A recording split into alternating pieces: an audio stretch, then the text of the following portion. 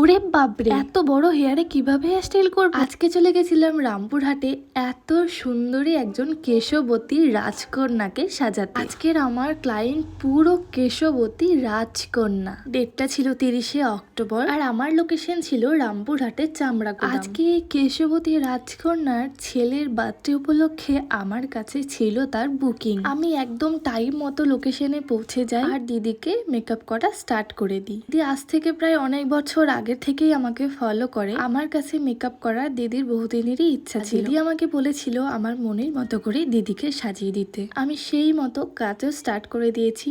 আচ্ছা, মেকআপ করা দেখতে দেখতে তোমরা একটা কথা আমাকে বলো, আমার মেকআপের ভিডিওগুলো দেখতে তোমাদের কেমন লাগে? আগের দিন একটা পোস্ট করেছিলাম, এখানে আমাকে 105 একটা ভিউসের ভিডিও আমাকে ডিলিট করে দিতে হয়েছে। সেই নিয়ে আমি একটা ভিডিও পোস্ট করেছিলাম। সেই ভিডিওতে অনেকেই নিজেদের মন্তব্য জানিয়ে গেছে। কয়েকজন বলেছো ব্রাইড আমাকে টাকা দিয়ে সাজে, তাই ব্রাইডের কথাটাই আমাকে শুনতে হবে। তোমরা একদমই ঠিক বলেছো। অনেকে আবার এটাও বলেছো যে ব্রাইডের ভিডিও পোস্ট করে যেই টাকাটা পাই সেটা ব্রাইডকেই দিয়ে দিতে। আগে বলি, এই ক্লায়েন্টকে এত মিষ্টি লাগছিল যে আমি লুকিয়ে লুকিয়ে একটা ভিডিও করেছিলাম। একটা ভিডিও পোস্ট করার পর তোমাদের যতটা সহজ মনে হয় একটা ভিডিও করা, এডিট করা ততটাও কিন্তু সহজ নয়। প্রথমত একটা ভিডিও করতে গেলে একজন মানুষ দরকার, তাই আমি যাকে ভিডিও করার জন্য নিয়ে যাই তাকে কিন্তু আমাকে পেমেন্ট করেই নিয়ে যেতে হয়। তারপর আসি সেকেন্ড কথা, ভিডিও করে নিলাম, পোস্ট করে দিলাম সেটা কিন্তু নয়। ভিডিও করার পর আমাদেরকে এডিট করতে হয়, ভয়েস ওভার দিতে হয়, অনেক খাটনি আছে। এবার বলি, আমি ব্রাইডের ভিডিও করার আগে ব্রাইডের পারমিশন নিয়েই কিন্তু ভিডিও করি। এবার ধরো কোনো ব্রাইড আমাকে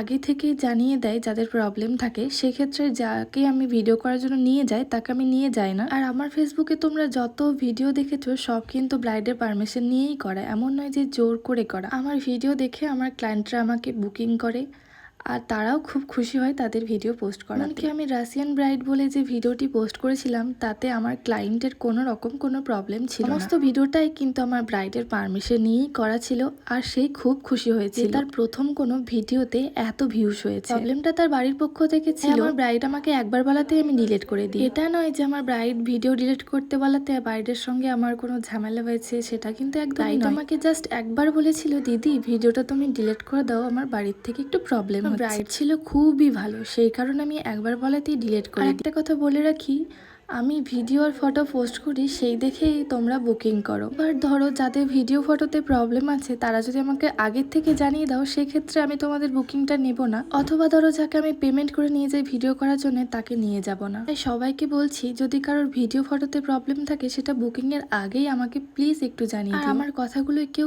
প্লিজ খারাপ পেও না। আমার এই মিষ্টি কেশবতী রাজকন্যার লুকটা তোমাদের কেমন লাগলো